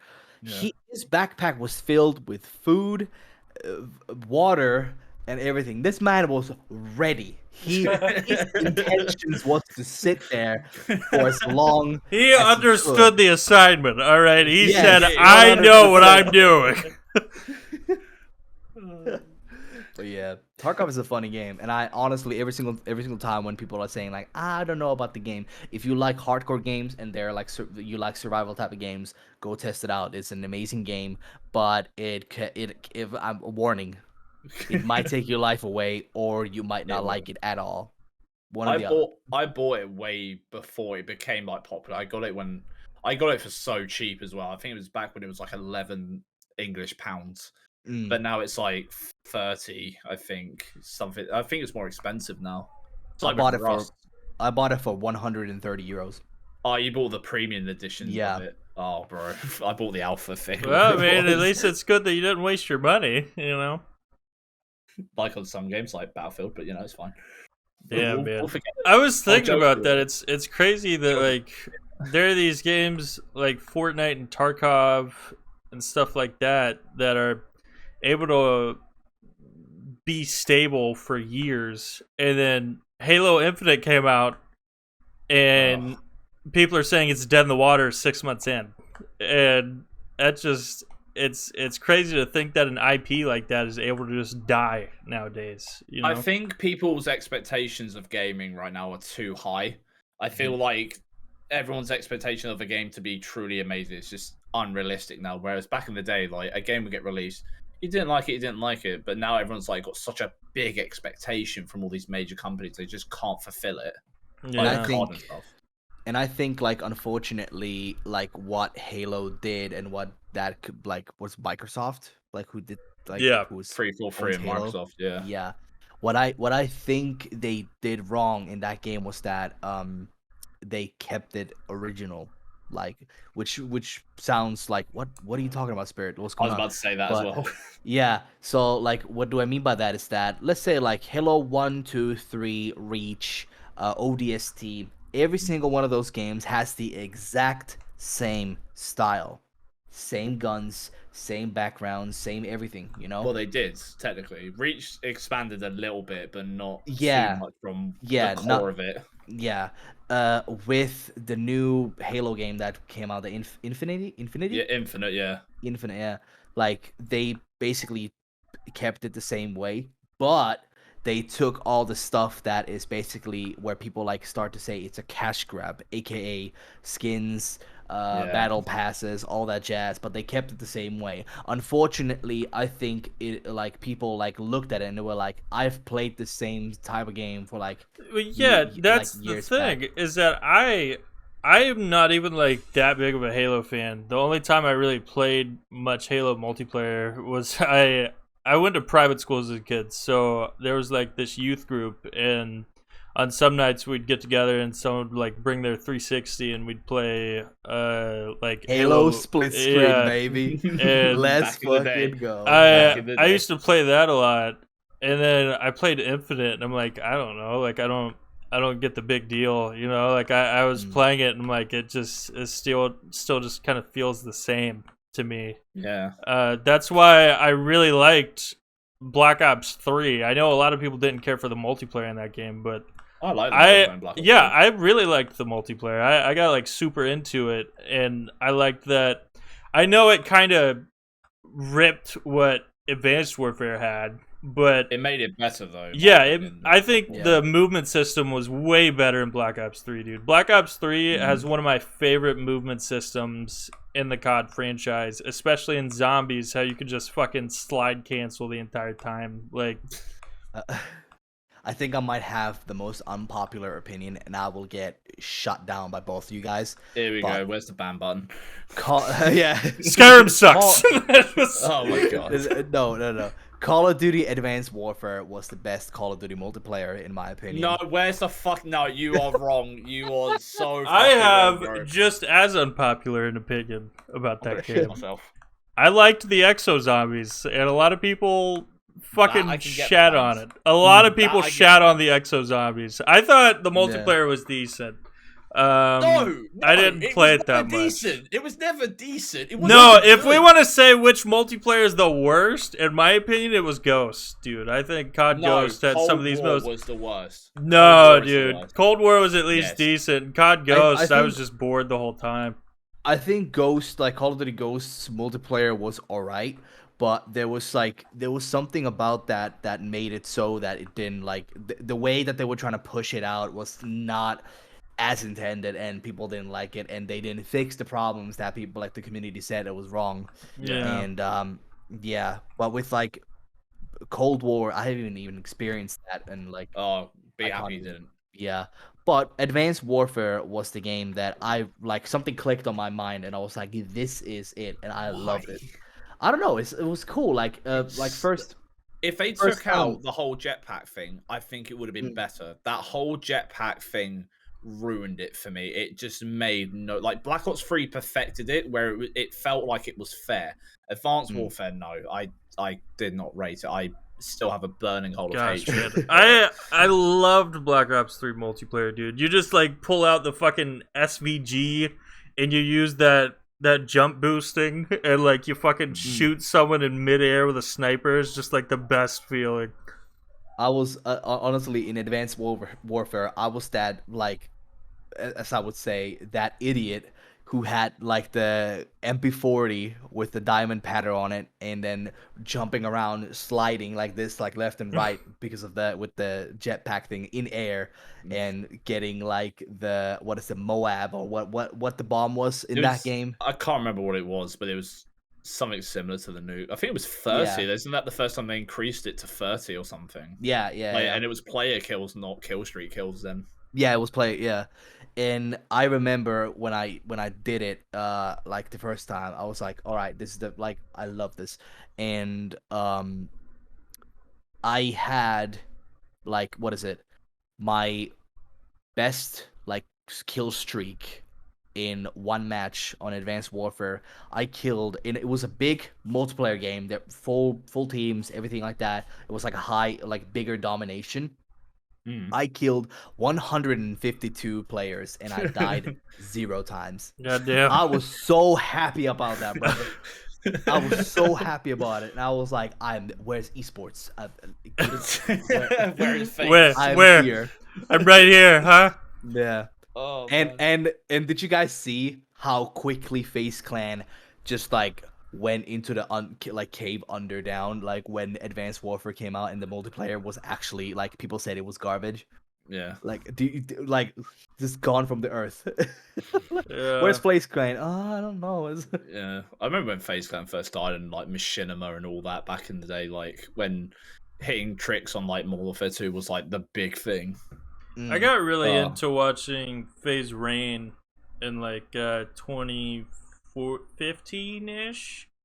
I watched him a lot, but I think by the time Black Ops 3 came out, I stopped watching him. I'm not a big esports person either, really. Yeah, I mean, I was never really into it. I mostly just watched him because I liked his personality. You know, Yeah. I was way less into like the gameplay aspect. He's more of a showman or like a performer than a than a player. Yeah, like, yeah, I would say so. I mean, he'd still like hit shots and stuff, but I didn't really give a shit about that. I just liked the stories he'd tell and stuff.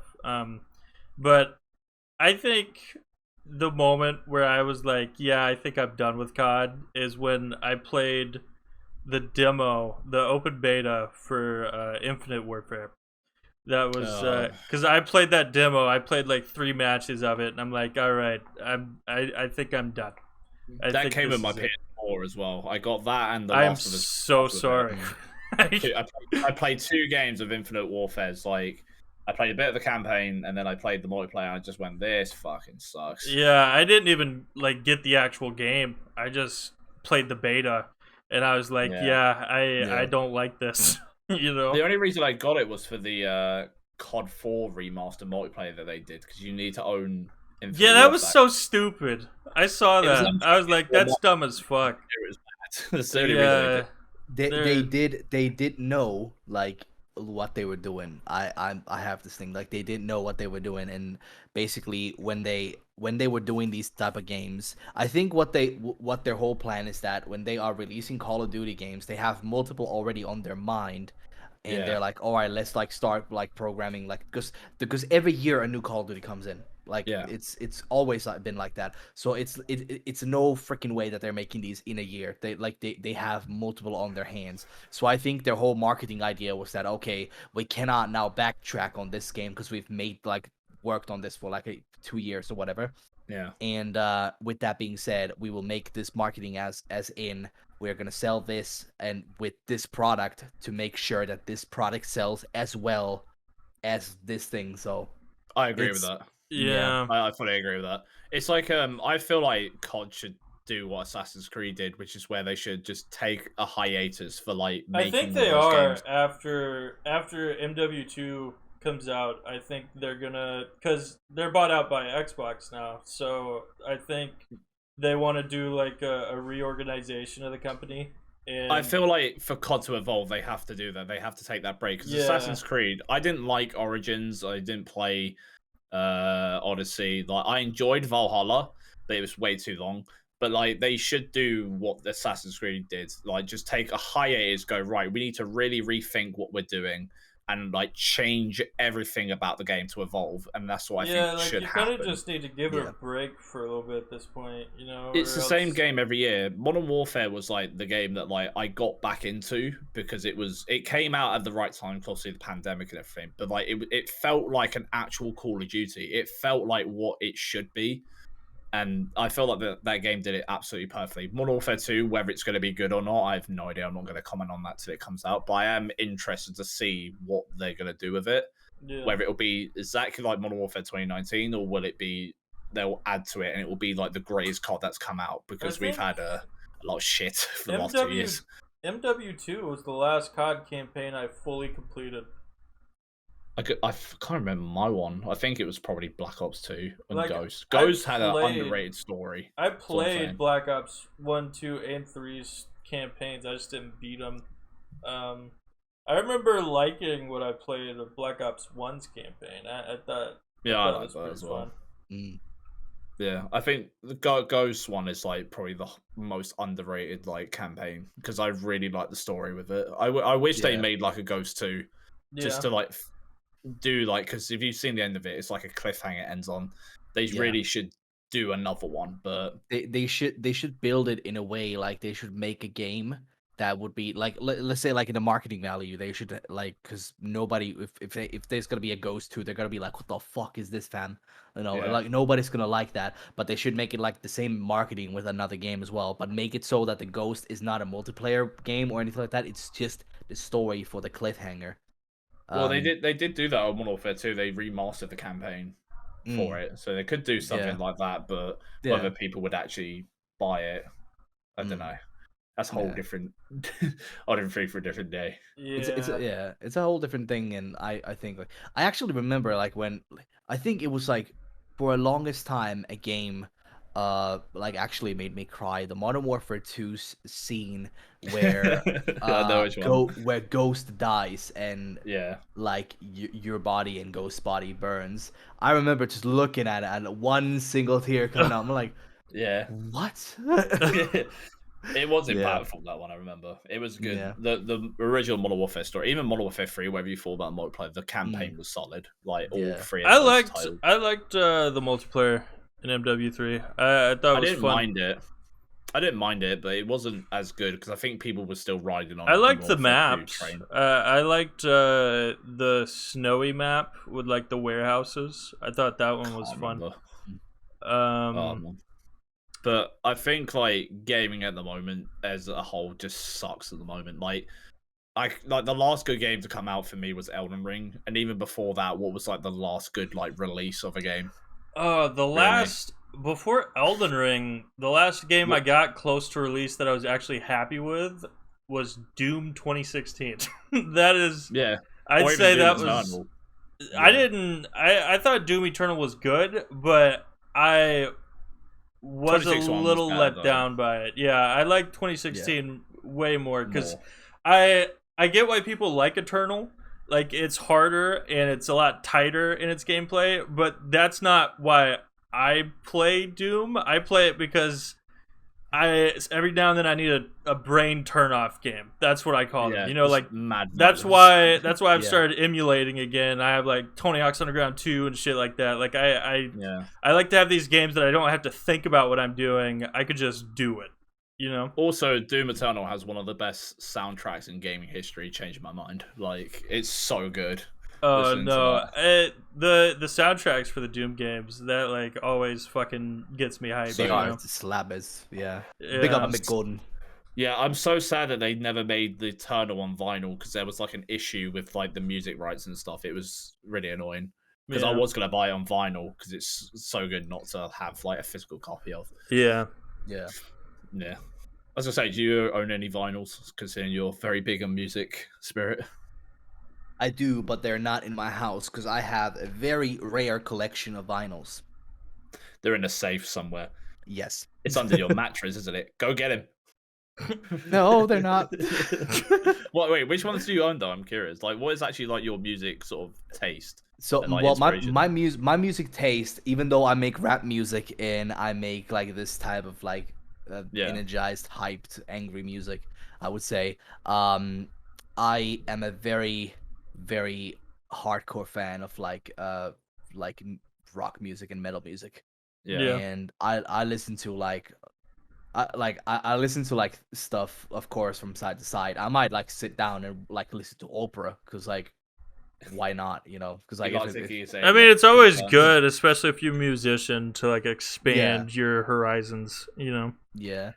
But like there's like it's funny to like see with like when people are just like when I'm making my music and stuff like that, and then they listen to my headphones or something like that, and like sometimes like people are like, oh, like your music slap, it's all good and all that. What do you listen to? And I'm like putting like slamming brutal death metal into their head, like this one, and they're like, let's say like what? You're like, oh, I hate it. Yeah. But I guess like with that being said, I have like multiple songs on the album as well that are coming that like kind of travel through like different genres. I'm not just like doing rap. I have multiple different things in there that are gonna be like super out of the ordinary. It's basically like even like some of my friends that I've like shown the like my songs and like had a preview them, they were like, "This is gonna be a slap to the face to everybody when they hear this, because nobody knew that you could do this." And it just keeps me smiling and this keeps me happy, like, "Oh, like I do this." Goddamn. I was gonna say, like, before we like wrap up, I noticed like the amount of fucking jewelry you're wearing, by the way. Oh yeah, shit. It looks sick, by the way. I just wanted to ask, like, what is like half of it? If you don't want to talk about it, it's fine. I know it's not a flex. I'm just generally curious. Yeah, I'm fine with it. So my jewelry that I have, I'm a very big ring guy. So I have like, these are not all my rings that I have, but these are the 3 ones that I always use. So I have a these are all stainless steel. Like I say in the what is it, the God song? I say, look at my wrist, goddamn, stainless steel, goddamn. So it's basically like a wrap up to like all the stuff that I have, because like I hate it when people like say like, oh, like 100K on my wrist. I'm like, no, stainless steel all the way, bro. Yeah, I can afford that. Yeah, exactly. You know what I mean? I have the same thing with, like my motorcycle rings. I have like, they're just stainless steel. They're not like fucking. Some of them are tungsten. I haven't counted like how much like jewelry I do actually have, but I have, like, the last time I checked, I had like 20+ rings that I use every now and then. But these are like the most meaningful ones. This is the first. It's like, it's kind of cringe, but it's like a, I don't know if you can see it, but it's like a tribal. It's not a friendship ring or purity ring that Disney used to do years ago. No, but it's like, this is my first ever ring that I ever bought. It's like and it only fits to my pinky finger anymore, or like nowadays. It's like a black tribal ring. This one is a, I don't know as you can see it, but it's like a chief, like a skull chief, like in, what is it called? Indian chief, or was it called? Yeah, tribal chief. Yeah, tribal chief, yeah. And this was actually from my sister, and she gave it to me from like a friend of hers or something like that, and I keep it like always there. And this one is a gift from my mother. It is like a wolf. It looks like the skull of the wolf from The Witcher, that one, kind of. It might be. Might be. Well, it's not that, but yeah. Yeah, I know, but it looked kind of similar. But then it could, yeah. It could, yeah. Actually, you know, now that you, oh my god, that just be a revelation. Shit. Oh, bleed. Yeah. But yeah, like these are just like normal, like Cuban style, stainless steel ones. I have, I could just like basically quickly just take this off. Do they not like pinch your skin though? You have like 3 different ones on, don't you? Yeah, I got 3 sets here. Do you take, all right, this sounds like a really weird question. Do you take them off to sleep, or do you just sleep with them on? I sleep with them on. Fuck, man. Yeah. You know how light my hand comes when I take these off. Yeah, it's like it goes to flying. Just go straight up in the air. Yeah. I take them off and just like, it's like in fucking like Dragon Ball or some shit when they're wearing the fucking heavy ass armor the whole time. And he's like, oh my god, I'm light as a feather. Yeah. But I have one set here. It's like two wolves holding a ring that it like keeps it together. The second one is a triple skull that my father gave to me as a gift when I went to see him. And then this one, the last one, is from my uncle, and he gave to me, like, this was a gift as well. I basically all have my family jewelry on me, basically, to make sure. Yeah. This was from my mother as well, like this like lion tooth. It's like a tooth, like a lion tooth or something like that. And this I just bought because it looked fucking pang, my god. It looks heavy, man. it kind of is, honestly. I'm like constantly like cracking my head, like, ah, shit, ow. Like, but yeah. And I've always kind of changed. I've always loved jewelry, and it's like I don't want, like, you know, fully iced out type of stuff. I don't really understand that. I dig it, and I love that people use it because it looks cool on them. But for me, I just don't like see as ever like me using those type of stuff. You love it until one of those fucks on TikTok walks up to you with a diamond tester. And they switch the fucking knob thing on it. Like, it's fucking videos, man. They're asking to get shot, that's what I'm saying. They turn the thing down when it doesn't detect it. Like, I want to get more rings. I do like rings though. Like, I have a few, but I don't tend to wear them. I only wear like jewelry on like special occasions. Like, I own a bunch of watches. Like when I used to work at the casino, I used to go down to this store that used to sell watches, but I'd always go to their bargain sets, the ones that have been knocked off. So like, I bought a police watch, which is like the branding, not an actual like Fed watch, which is like a big one, and it was I think it originally its price was valued at like £320, but they went all the way down to 110. So I just buy watches in the hope that like the future I would just sell them for more because they've not been worn or anything. So I've got like a bunch of watches. Like we've got a Versace and all whatever it's called and stuff like that. I need to get a Gucci watch though. That'll be the next one I want to add to the collection. I'm never like been a watch collector. Like I have friends who collect watches a lot, and they like have them like really nice looking watches. Like, I guess like none of them are like under 5K. They're like all like 5K and up for like watches what they are, and they look amazing. They look like actual like arts for them what they are. But I've always been like intrigued more with like, you know, like this type of stuff, like stainless steel stuff, and it's actually funny. I have like quickly I have a funny story about these. Like the way that I dress, it is kind of different from like a typical guy, you know, like a normal casual hoodie. He wears like a mini skirt. I knew it. There we go. Exactly. I have one of those. What is it? The Scottish kilt. The kilt. Yeah. Yeah, exactly. But like my style is very different from like the usual stuff that I like. Some like a casual person might wear, like a hoodie, jeans, and like some sort of little stuff. I have multiple rings, multiple bracelets, multiple stuff in here, and it is very hard to go into places without people noticing, and people who are like store owners see me as a opportunity.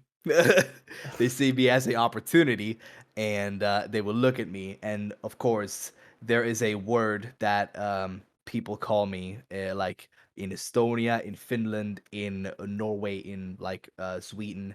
I am called the rich man. Oh, for fuck's sake.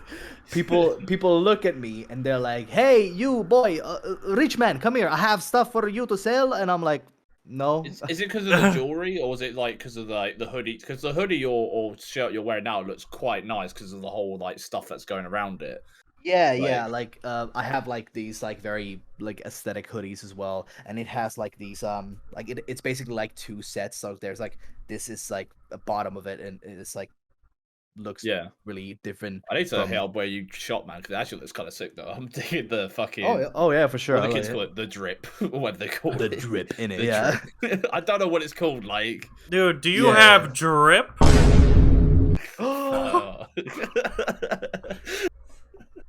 Fuck's sake. I had to, dude. I had to use my soundboard at least once this episode, or else it wouldn't be the Degenerates. That's twice, yeah. Oh, true. 3 times. Oh, fucking hell. Jesus Christ. That woke me the fuck up. Jesus. You're welcome. There we go. Oh, now you can do the 24-hour stream because you woke up. Yes. Nah, fuck that. I'm going to bed. I got a voice to do. Then go to bed. Go to bed. Yeah. Oh, I need to cook dinner. I got pasta bake in the fridge. I know this is like not part of the podcast really, but yeah, I've got pasta bake in the fridge. So he's just chicken and fucking pasta. There you go. Fuck yeah, dude. That's all right. Yeah. Living the high life, boys. Well, I think that was a good one. You know, yeah, man. A good first episode back. Yeah, man. Fully. I thought you were gonna outro, but you just went quiet on me. Yeah. Like, I do you want? You normally tell me to do the outros, so I'm no. just, after I'm the just last waiting. one, everyone is forbidden from doing the outro apart from me because you can't fucking do it. And this is still going in, by the way. I don't care. I'll have it go in your podcast. Oh, that's good. Should I do the outro? Because you guys... Don't, mate. If you want to, go for it, bro. All right.